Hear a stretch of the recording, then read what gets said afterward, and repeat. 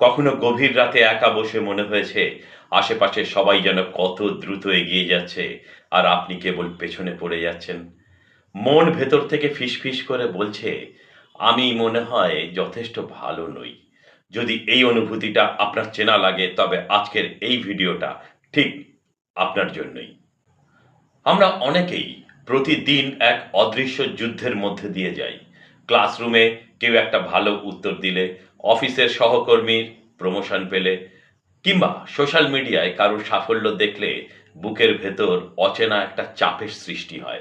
আপনি হয়তো কঠোর পরিশ্রম করছেন, তাও মনে হয় আপনার সাফল্য তো স্রেফ ভাগ্য বা কাকতালীয়।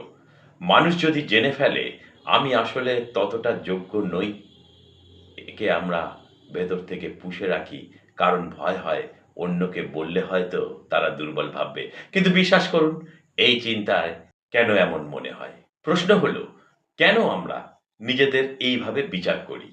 এর পেছনে কোনো জটিল রোগ নেই, আছে আমাদের মনস্তাত্ত্বিক কিছু অভ্যাস। প্রথমত, ছোটবেলার স্মৃতি বা বেড়ে ওঠার পরিবেশ। ছোটবেলায় যখন আমাদের অন্য কারোর সাথে তুলনা করা হতো, তখন অজান্তেই মস্তিষ্কে একটা বার্তা ঢুকে যেত, ভালোবাসা বা প্রশংসা পেতে হলে আমাকে নিখুঁত হতে হবে।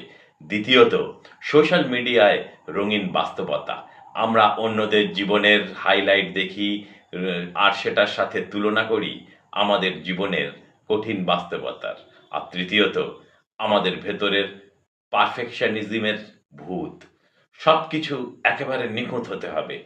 এই মানসিকতাই আমাদের সামান্যতম ভুলকেও একটা বিরাট ব্যর্থতা হিসেবে দেখতে বাধ্য করে। তাহলে এই মানসিক ফাঁদ থেকে কিভাবে বের হবেন? চলুন ৫ টি সহজ কিন্তু অত্যন্ত কার্যকর উপায় দেখে নিই আমরা। ১, প্রমাণের মাধ্যমে নেতিবাচক চিন্তা যাচাই করুন।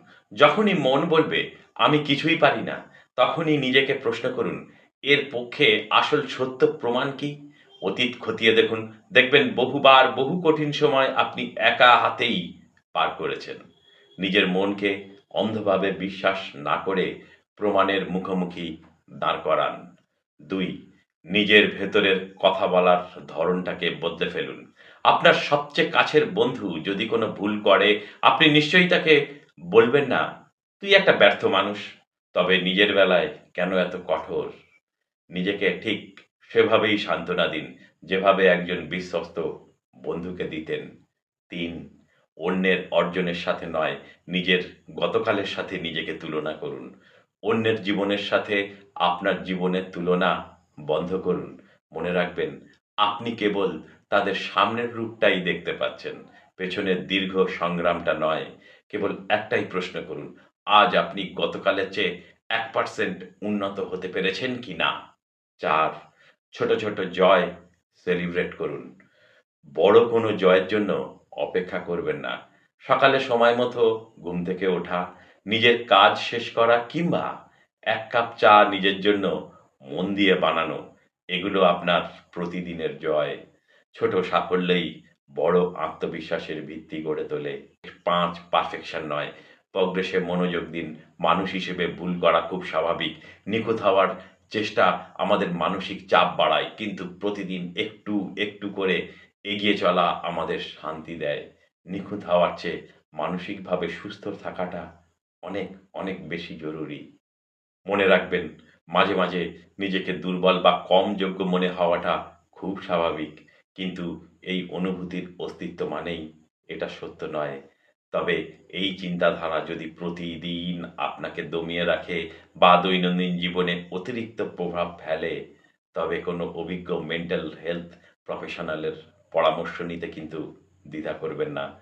নিজেকে সময় দিন, কারণ আপনার প্রতিটি প্রচেষ্টাই খুব মূল্যবান। তো আজকের এই কথাগুলো যদি আপনার মনের কোথাও গিয়ে স্পর্শ করে থাকে, তবে কমেন্টে আপনার নিজের একটি ভালো গুণের কথা লিখে জানান, যা আপনি নিজের মধ্যে ভালোবাসেন। প্রিয় কোনো বন্ধু বা পরিচিত কেউ যদি নীরবে এমন অনুভূতির মধ্যে দিয়ে যায়, তবে ভিডিওটি তার সাথে শেয়ার করুন। আত্ম উন্নয়ন ও মানসিক শক্তির এমন আরও সহজ আলোচনার জন্য আমার চ্যানেলটা সাবস্ক্রাইব করে আমার পাশে থাকুন। ভালো থাকুন, নিজের খেয়াল রাখুন।